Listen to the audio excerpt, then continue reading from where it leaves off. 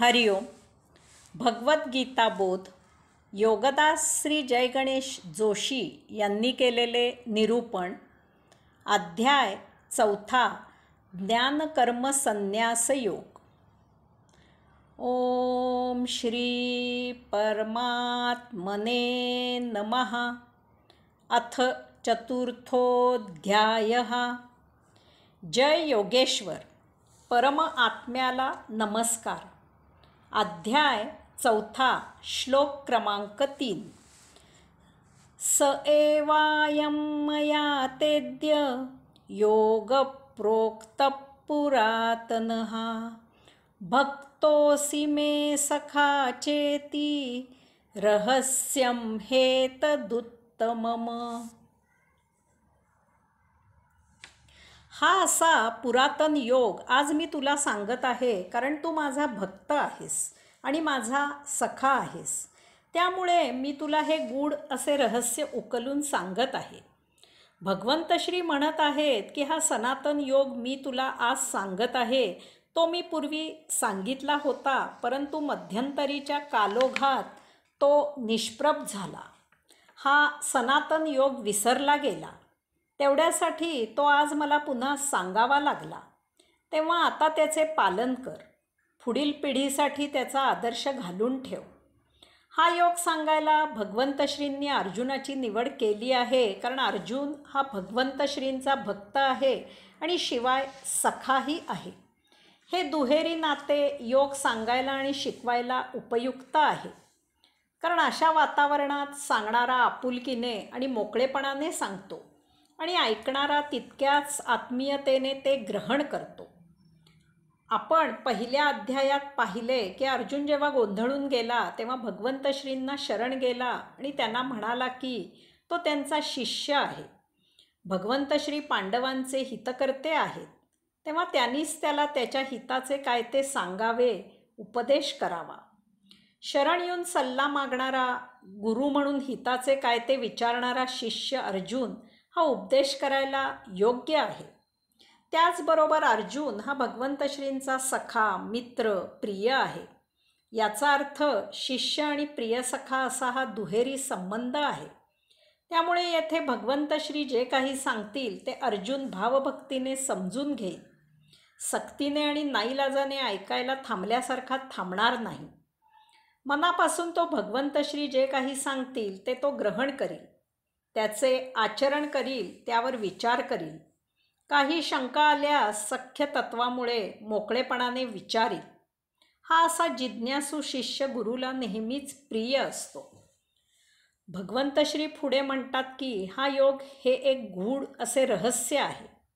आजकाल योगाचा बाजार मांडून बसलेल्या योगगुरूंनी आणि त्यांच्या भजनी लागलेल्या उतावीळ साधकांनी यापासून काही धडा घ्यावा. योग हे एक गूढ आणि रहस्य आहे. ते काही छचोर काम नाही. 4-8 दिवसात शिबिरे भरवून ते साधण्याचे काम नाही. तसेच योग प्राप्त झालेल्यानेच तो शिकवायचा प्रयत्न करावा. 1 महिन्यात शिकवणी लावून आणि तसे प्रमाणपत्र घेऊन योग येत नाही आणि शिकवता तर निश्चितच येत नाही. ऋषीमुनींसारखी दाढी आणि शेंडी ठेवून पोशाख करून योगी होता येत नाही. तसे सोंग आणून सोंगाड्या होता येते. योग हा दवाखाना नव्हे. रोगांवर इलाज म्हणून योग वापरता येत नाही. योगामुळे शारीरिक आणि मानसिक स्वास्थ्य लाभते हे सत्य आहे, पण म्हणून योगोपचार केंद्रे काढून पैसे मिळवायचे दुकान काढू नये. योग ही परमसत्याची अनुभूती आहे, ती ज्याची त्याने मिळवायची आहे. त्यामुळे त्याचे प्रमाणपत्र देता येत नाही, कारण योग प्राप्त झाला आहे किंवा नाही हे फक्त ज्याचे त्याला समजते. गुरु केवळ मार्ग दाखवू शकतो. एका ठराविक मर्यादेपर्यंतच गुरु मार्गदर्शन करू शकतो. त्यानंतर साधकाने आपली आपणच वाटचाल करायची आहे.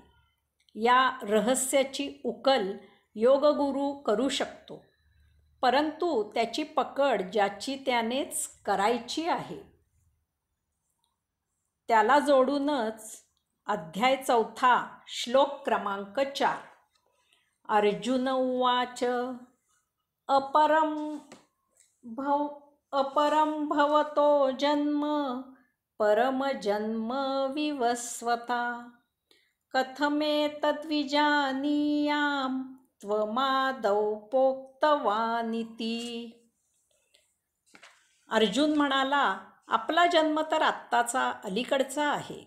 विवस्वानाचा जन्म पुरातन आहे, तेव्हा तू अगोदरच हे सर्व सांगितले आहेस, हे मी कसे समजून घ्यावे. श्लोक क्रमांक 3 मध्ये भगवंत श्री अर्जुनाला म्हटले आहे की तू माझा भक्त आहेस आणि माझा सखा आहेस.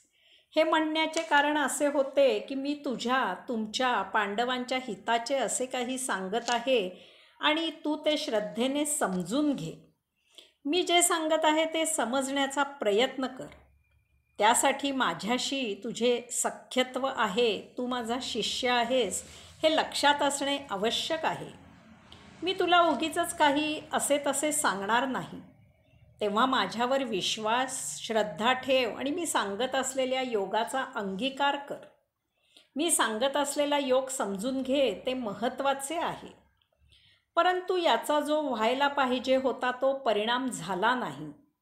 अर्जुनाने भगवंत श्री काय सांगत आहेत ते समजून घेण्यापेक्षा तो अनावश्यक किंवा दुय्यम तपशिलात जाऊन शंका विचारत आहे. वास्तविक अर्जुनाला चटकन कळावे की हा योग नवीन नाही, तुझ्या पूर्वजांनीही त्याचे पालन केलेले आहे. मीच त्यांना हा योग सांगितला होता. तेव्हा आता हा योग समजून घे आणि त्याचे आचरण सुरू कर. परंतु अर्जुन योग समजून घेऊन त्याचे आचरण कसे करावे यात लक्ष न घालता तू इतक्या सनातन काळी असशीलच कसा असा प्रश्न विचारून मुख्य मुद्दा दुर्लक्षित करत आहे. मी शिबिरात योगाधिराज पातंजलींच्या योगसूत्रांचे निरूपण करत होतो तेव्हा एका विद्वानांनी मला असा सुरुवातीला प्रश्न विचारला, योगाधिराज पातंजली कशावरून होऊन गेले? ही सूत्रे त्यांनीच लिहिली हे कशावरून? याचा अर्थ त्यांना योगाधिराज पातंजलींच्या सूत्रांमध्ये रस नव्हता. योगाधिराज पातंजलींमध्ये रस होता किंवा काहीतरी शंका काढून आपली तथाकथित विद्वत्ता प्रदर्शित करण्यात रस होता. अर्जुन असेच काहीतरी करत आहे. वास्तविक 2ऱ्या अध्यायात सांख्ययोगात याची चर्चा झालेली आहे, परंतु तो येथे विचारत आहे की त्या काळी तू तेथे योग सांगायला कसा असशील? गणित समजून देण्यासाठी कागद लेखणी घ्यावी तर ती कागद लेखणीच वादग्रस्त व्हावी. नादुरुस्त गाडी दुरुस्त करायला कारागिरासह दुसरी गाडी पाठवावी तर ती दुसरी गाडीच बंद पडावी.